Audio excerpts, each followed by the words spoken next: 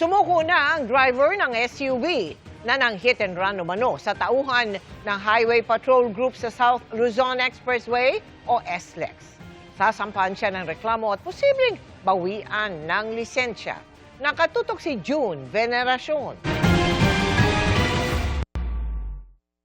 3 araw pagkatapos ng viral hit and run incident na yan sa South Luzon Expressway o SLEX.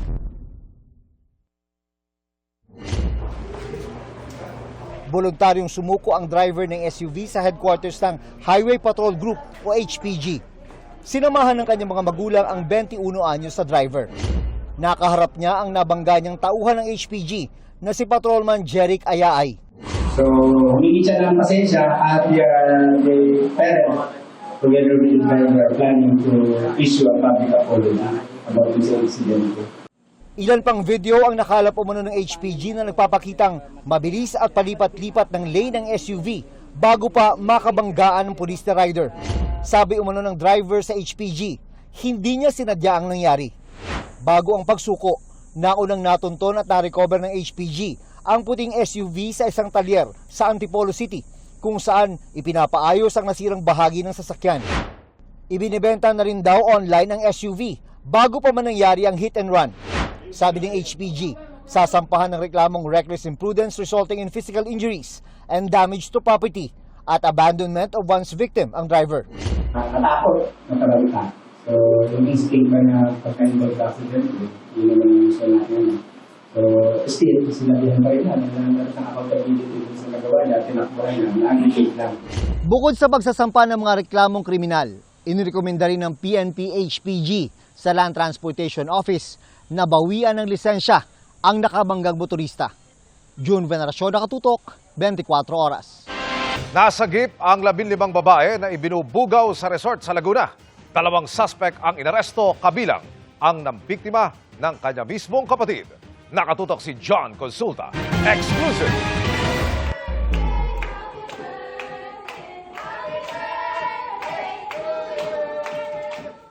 Aakalain mong masayang birthday celebration lang ang nangyari sa isang resort sa Calamba, Laguna.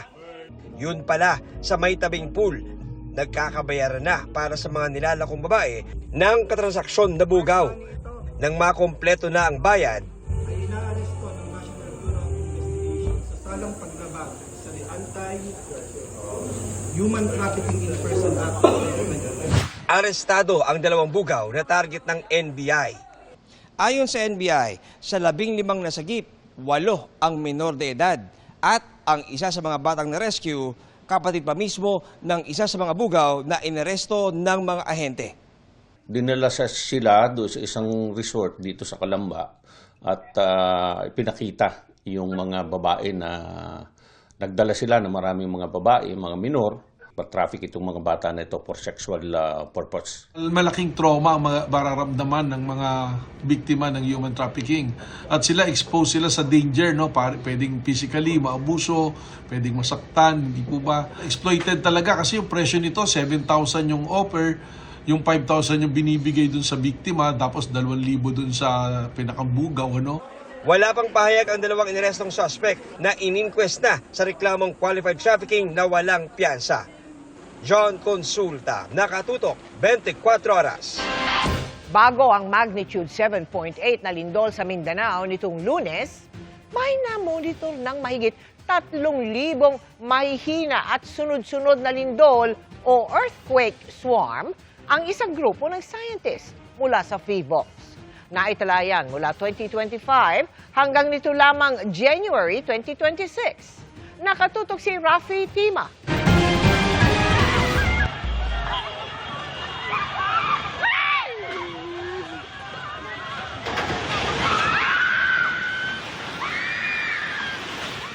Marami ang nagulat.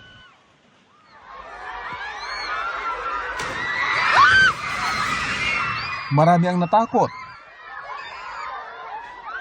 At marami ang nabigla sa magnitude 7.8 na lindol na ito na yumanig sa maraming bahagi ng Southern Mindanao noong Lunes. Pero ilang buwan bago mangyari ang lindol, Isang grupo na ng mga Phibok scientists ang nakapansin sa swarm o dami ng mga maliliit at sunod-sunod na lindol sa lugar na ito noong 2025 at Enero ngayong taon na umabot ng mahigit 3,000. Dahil dito, gumawa sila ng pag-aaral at ang resulta nito, inilabas nila noong May 15, 24 na araw lang bago ang malakas na pagyanig noong Lunes. Pinamagatang "Are earthquake swarms along the Cotabato Trench echoes of a 1976 magnitude 8.1 quake?" Tanong nila sa kanilang report, is the trench waking up again? Very timely yung paglabas namin ng study kasi we are talking about the same trench eh. Sana yung study namin na ipakita namin sa publiko na yung Cotabato Trench, even though na ang last na magnitude, malakas na magnitude na pinireduce nito ay noong 1976, ay still active. Ang binabanggit ni Deo na lindol noong 1976 ay ang 8.1 magnitude na Moro Gulf quake sa Mindanao na itinuturing na isa sa mga pinakamapinsalang lindol sa kasaysayan ng Pilipinas. Nangyari yan 12:11 a.m. noong August 17, 1976 habang tulog ang karamihan. Paglilinaw ni Deo, ang gumalaw na bahagi ng Cotabato Trench noong Lunes ay iba sa lugar kung saan nila naobserbahan ang earthquake swarm sa kanilang pag-aaral. Yung nangyaring swarm nasa northern segment ng Cotabato Trench at yung nangyaring magnitude 7.8 recently ay nasa mas southern part pa, no? Nasa may third part ng Cotabato Trench. Pero based sa study namin, yung pinapakita lang namin kasi sa study namin na aktibo ang Cotabato Trench. Bagaman hindi raw masasabing ang earthquake swarm ay indikasyon ng paparating na malakas na lindol, dapat maging babala pa rin ito na seismically active ang lugar. Kaya dapat laging handa ang mga taong nakatira rito. Rafi Tima nakatutok, 24 oras. Happy midweek, chikahan mga kapuso! Titindi pa ang boxing scene sa GMA Afternoon Prime Series na Kamao ngayong nagsimula na ang intense training ni Makmak, played by Anton Binzon at kanyang lolo Domeng na ginagampanan ng kanyang ama na si Roy. Makichika kay Aubrey Carampel.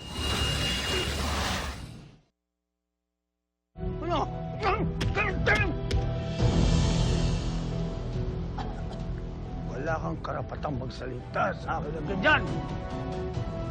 Bastos ka! Ang eksenang ito dinamakmak at Lolo Domeng sa GMA Afternoon Prime Series na Kamao. Palayo raw sa tunay na relasyon ng mag-amang sina Anton at Roy Benzon. First time lang ako sigawan ng tatay ko. Doon lang sa scene. Kaya talagang nagulat ako. Naging totoo yung emotions ko. And that time na talagang hindi ko siya nakausap. Dahil sinisigawan niya ako that time and parang hindi ako sanay. Kasi Papa kasi parang sobrang magtropa kami. Sa dalas daw nilang magka-eksena, kahit off-cam ay natatawag daw ni Anton na Lolo ang kanyang papa. Kaya mo? Huwag mo! Kaya mo drama! Teka lang, Lo. Pagdating sa bahay, natatawagan ko na si Papa ng Lolo. Parang nasanayan na akong tawagin siyang Lolo. Para andun pa rin yung character ba na nagsistay pa rin. Nalilito na ako. Isa pang nagpapasaya ng kanyang puso, ang suporta ng fans. Lagi ko pong tinatatak talaga sa utak ko na stay humble. Stay humble always. Dahil sa mga natutunan ko po, lahat ng mga gumagabay sa akin, ng mga older sa akin at mga veterans talaga na actors. Ngayong tinitrain na si Makmak ng kanyang Lolo Domeng, mas lalo raw siyang magkakaroon ng lakas ng loob na lumaban. At isa raw sa dapat abangan, ang pagsabak ni Makmak sa underground fighting. Nakuna ng GMA News ang rehearsals ni Anton at ng guest star sa serye na si Eric Eruption Tay na kanya raw makakalaban. So sabi nila, dapat underdog ka. So bagay sa eksena yan. Kaya sabi ko, parang sabi daw nila kanina, sa eksena dapat kinakabahan ka. Ay hindi pa po, hindi pa nagsisimula, kinakabahan na ako. Bukod sa fight scenes, abangan din daw ang kilig na hatid naman ng tambalan ni Anton at Shanti Videla na gumaganap as Chloe. At ang patuloy na pagsisikap ni Makmak para maging matagumpay na boksingero. Yun po talaga yung goal ko, to inspire people, to inspire kids na don't give up on their dreams. Talagang patuloy pa rin nila subukin yung mga gusto nilang gawin sa buhay. Aubrey Carampel, updated sa showbiz happenings. Naghain ng diplomatic protest ang Department of Foreign Affairs o DFA laban sa China. Kaugnay ng floating platform na inilagay nito sa Bajo de Masinloc. Nakumpirma ng Philippine Coast Guard ang struktura ng lumipad doon, pero hinaras pa ang flight ng Chinese Navy. Nakatutok si Marisol Abduraman. May 5 metrong lapad, 6 hanggang 7 metrong haba at deck areang nasa 30 square meters. Ito ang istrukturang nakita sa loob mismo ng Bajo de Masinloc nang magsagawa ng low-level flights ang Philippine Coast Guard nitong May 28. Noon nakumpirma kung ano ang namataan sa satellite image noong May 25. Ang mismong eroplano ng Coast Guard na kumumpirma sa istruktura, hinaras ng helicopter ng Navy ng China. A PLA Navy helicopter also intercepted or tried to harass the Philippine Coast Guard aircraft in May 28. Bago nito, may namataan ng 2 Chinese research vessel noong May 21 sa lugar na siyang pinaniniwalaang nagdala sa istrukturang itinuturing ng Movable Floating Platform. Sa Maritime Domain Awareness o MDA flights sa lugar naman noong May 30, nakakita ang Philippine Coast Guard ng 6 na Chinese national sa nasabing platform. Namataan din ang rubber boat na nag-install ng antena sa bato malapit sa pasukan ng Bajo de Masinloc. Sa pagkakataong ito, isang fighter jet na ang idineploy ng China laban sa eroplano ng Pilipinas. To harass and bully the Philippine Coast Guard aircraft while we are conducting this routine MDA flight. Pagsapit ng May 31, nakita ang isang floating container drum, antena at service boat na may sakay na nasa 12 hanggang 15 Chinese national na gumagalaw sa platform sa tulong ng 2 service boat. Ang presensya at ang ginagawa raw ngayon ng China sa Bajo de Masinloc ay itinuturing ng National Task Force for the West Philippine Sea na iligal at hindi otorisado. Malinaw naman daw kasing nasa loob ito ng Exclusive Economic Zone ng Pilipinas. May layo lang ito na 119.65 nautical miles mula sa Zambales, higit na malapit kumpara sa mahigit 500 nautical miles na distansya nito sa China. Giit ng gobyerno, ang Pilipinas lang ang may karapatan sa lugar. Nagpadala na ng diplomatic protest ang DFA laban sa istruktura na paglabag umano sa soberanya ng Pilipinas. Only the Philippines has the right to place or construct structures and conduct activities in Bajo de Masinloc. It is also inconsistent with international law, particularly the 1982 United Nations Convention on the Law of the Sea, or UNCLOS, and the 2016 award in the South China Sea arbitration. Para sa National Task Force for the West Philippine Sea, bahagi ito ng pangangalap ng China ng datos sa lugar. Do you see this also as their way of asserting their claim in the area? No. That this might be a prelude to that somehow they're planned to have a construction in the area? Again, everything is speculative. We are doing what we can in order to perform our mandate, and that will include preventing Bajo de Masinloc from falling again or being developed again into another man-made island. Bukod sa paghain ng diplomatic protest, mula May 28, araw-araw na ang Maritime Domain Awareness flights sa lugar. Nakakapangisla sila doon ng malaya without any intimidation, apprehension, or anuman po. Yes, we can still say that the Filipino fishermen can still fish in the vicinity of Bajo de Masinloc. Pero tuloy ang giit ng China na teritoryo nila ang Bajo de Masinloc, kaya may karapatan sila magsagawa ng scientific research doon, sabay himok sa Pilipinas na tigilan ang umunoy pag-udyok at maling paratang. Marisol Abduraman, Nakatuto, 24 Oras. Gusto pang palawigin ng Department of Agriculture ng hanggang 30 araw ang 50 pesos price cap sa imported na bigas. Ang tugon ng mga retailer sa pagtutok ni Bernadette Reyes. 10 ang miyembro ng pamilya ni Mira kaya malaki ang gastos nila sa bigas. Anya, malaking tulong ang price cap na 50 pesos sa imported rice dahil may nabibili na sa abot kayang presyo. Malaking tulong po dahil kagaya namin marami. Marami kami sa bahay. Dati 60, may 62, pero ngayon marami ng mura na. Isa ito sa mga dahilan kaya nais ng Department of Agriculture na palawigin ng 30 araw ang price cap sa imported rice. Pag-uusapan ito sa National Price Coordinating Council na magre-rekomenda kay Pangulong Bongbong Marcos. DA is only recommendatory. It will still be up to the NPCC, the National Price Coordinating Council, to recommend to the President. Gusto talaga natin magkaroon ng basically fighting chance yung ating local rice. So para rin talagang ma-regulate natin yung itong pumapasok ng mga imported. 80% ng retailers sa Metro Manila ang nakakasunod sa 50 pesos na price cap sa imported rice ayon sa DA. Sa Guadalupe Market, kung saan nag-inspeksyon kanina ang kagawaran at Department of Trade and Industry, lahat nakasusunod pero sabi ng ilang retailer, halos hindi na sila kumikita. Halos wala kaming kinikita sa imported na rice kasi po may price control. Maliit lang po ma'am, halos wala po kaming tubo. Nakikiusap kami, sana naman po ma'am, huwag nang i-extend kasi isa pa po ma'am, yung local rice namin talaga hindi po nagalaw. Kawawa naman po yung mga farmers. Kasi ang tubo lang namin talagang kaunti. Ang dami namin, lalo ito private.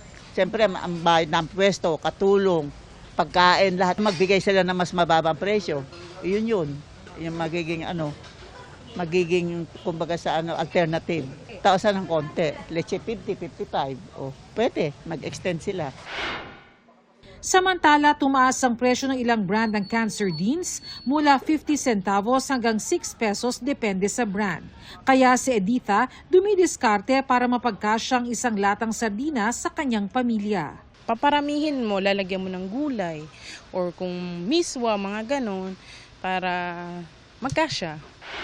Sa kabila ng pagtaas ng presyo sa ilang brand ng sardinas, ayon sa DTI, hindi naman daw malaki ang taas presyo at maraming mga produktong hindi magbabago ang presyo tulad ng canned meat, tinapay at noodles. May mga ibang industries that really are heavily using diesel, especially those that yung sa sardinas because their fishing boats use diesel, and then of course after this they bring it back to the plant. We've had no price increase for the longest time, and then nagka-price increase lang itong because of the Middle East crisis, but we try to keep it as low as possible.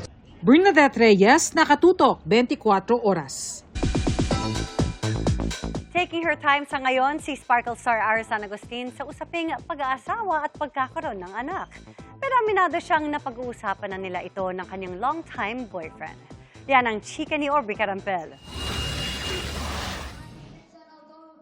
Na-enjoy ni Sparkle star Ara San Agustin ang pagbuo sa romantic comedy film na Project Baby. Tumatalakay kasi ito sa ilang social issues tungkol sa mga kababaihan na karaniwang binibigyan ng timeline ang pag-aasawa at pagkakaroon ng anak. Di ba, minsan yung mga tao sinasabi na may expiration date ang mga kababaihan na dapat at a certain age may ginagawa ka na, nag-family ka na or probably nagkakabibi ka na because physiology din siguro yung katawan din natin. Pag-amin ni Ara na pag-uusapan na raw nila ng kanyang boyfriend na si basketball star Hwami Chongson ang pagpapakasal. Pero they are still taking their time. Kasi may priorities din ako, which is my family, my mom, and my brother. So gusto ko muna makatapos ng school yung brother ko. Ayusin ko muna siya bago ko ayusin yung sarili ko. Ang co-star ni Ara sa pelikula na si Yasser Marta, nasa isip na rin ang pag-settle down with girlfriend Rob Ginto. Ako naman, laging chill lang ako go with the flow. Kung ano yung gusto ni Madam, yun din yung gusto ko. Ganun lang. Kami naman, parehas naman kami, we're on the same page at kung ano yung gusto niya sa future, I'm very supportive naman. Hi, baby. Si Kim Sonta naman, kahit parating may baby update sa TikTok, may nais munang ma-achieve. Investment, sustainable na business in the future bago ko isipin yung mga yun. Busy rin daw sila sa kanilang projects. Si Kim Son may ginagawa raw na movie. Habang si Ara naghahanda naman para sa upcoming Kapuso action drama series na Hari ng Tondo. Kasama si Dennis Trillo at Ruru Madrid. Nag-workshop at balik kontrabida naman si Yasser sa upcoming Kapuso serye na Delivery Boy. Aubrey Carampel, updated sa Showbiz happenings.